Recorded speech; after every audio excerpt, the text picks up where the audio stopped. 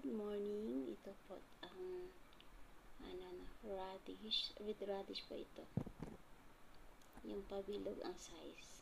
Ngayon yung iba sira na kasi matured na siya.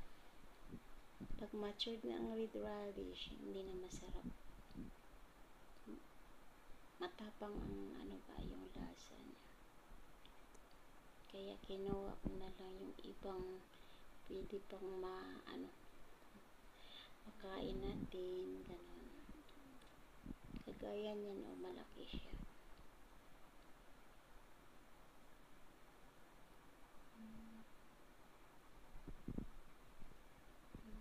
Yung iba sira na yan. Kaya tinatapon ko na lang. Yan ang nakuha ko, konti lang. Kasi yung iba sira-sira na. At saka matured na sila.